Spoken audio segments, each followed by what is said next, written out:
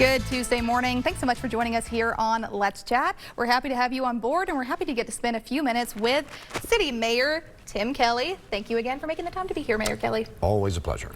So tell me, as we kind of start things off, it's going to seem like a heavy note, but I think this whole last week, past month, I mean, there's been something national headlines, there's been something going on.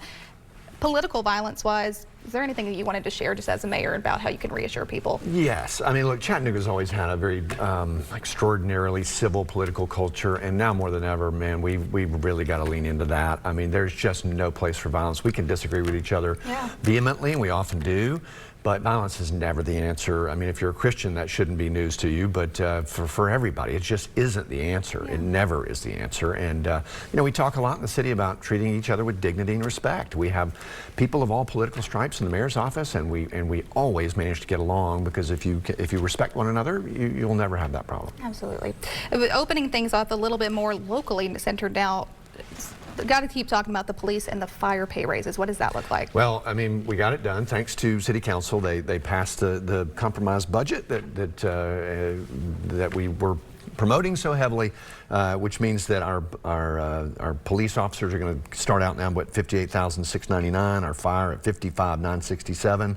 That's still below a lot of positions, but it's enough that we think we can fill our academies back up and provide that baseline level of public safety that people need, expect, and deserve in a city. So we're very excited about that. We'll be adding 15 new firefighting positions and a new fire truck for Station 21 in East Brainerd. We're able to invest in more community safety and violence prevention efforts. So we're quite glad about all that. That's amazing, and I know a lot of our first responders, they deserve so much more than we can give them. They really, and that really truly do. is such a great addition to them. So tell me, in addition to that, kind of shifting gears into maybe the crime stats, juvenile crime summer statistics. What are the numbers on that? Yeah, way down. I mean, that's one of the reasons we were so adamant about investing in this in this year's budget, because the work is definitely working. Our the work that the 423 Chainbreakers are doing has really brought youth violence down this summer. Non-fatal shooting incidents were down 50%. Wow.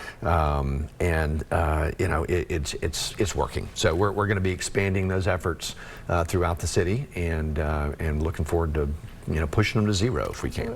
I feel like in the news, we're the ones that see all the bad, and we feel like it's like we're emphasizing all those bad things. Yeah. So it's good to be able to share those stories and be like, you know, this is improving, and hopefully being able to make a difference. So absolutely. Tell me, in addition to that, Workforce Development Month, what does that look like? Well, again, most people are going to kind of glaze over when they hear Workforce Development Month, but what they need to know is that this is really, really important, because we need to put people to work, right? I mean, only 6 out of 10 people who are able to work are working right now in this economy, and a lot of times there are barriers, childcare or the benefits cliff or transit, and so we are working very hard in Chattanooga to meet the needs of employers and employees, to upskill people and train them, and a lot of that has to do with enrolling in programs, government programs that already exist that people don't know how to access, making them more accessible, doing that in community centers and other places. So just know that Chattanooga is kind of the test bed for the state, and we're working really, really hard to again help people find pathways to live better lives. And also, cleaning that up, we have the MBEC cleanup efforts for the Tennessee River. Tell me about that. Yeah, well, that one I think people just need to know quietly. I get a lot of cards and letters about the charge on the people's water bill for sewer. Sure. We were put under a consent decree by the federal government about 15 years ago, but it is working. I mean, the water, even after that horrific flood event, we just had a fraction of what we used to have of spillover into the Tennessee River, and you can see that. I mean, there were smallmouth bass in that river. There weren't when I was a kid. Otters, osprey. People that are using the river downtown should know that it's clean water, and the wildlife there reflects that. That's amazing. Something else, talking about, I think, taking over the whole entire city, even if you're not a music lover in this specific genre. IBMA at the Bluegrass Festival. Yes. We got to talk about it. Huge deal. The IBMA is the International Bluegrass Music Association, and they have a thing every year, World of Bluegrass. It used to be over in Raleigh, North Carolina. It's now here. It'll be here for the next 3 years.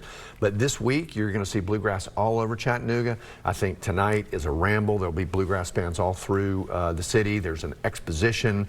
There'll be concerts. It's a big deal, and it's going to get bigger. And there's a ton of bluegrass fans in this area. I grew up in a bluegrass family with a mandolin in my hand when I was a kid. Gave it up for the drums later. My parents never forgave me for it, but But it's a big deal. So if you're a bluegrass fan, you know, tune into that. And again, that will just continue to get bigger and better over the next few years. My family was the same way. As soon as my dad heard it, he was like, the IBMA is coming here. It's a big deal. It's a big deal. And I think for a lot of our region, the beautiful Tennessee Valley, what a great way to host it. Well, thank you again, Mayor Tim Kelly, for just a few minutes of your time. For the latest information, where can we go?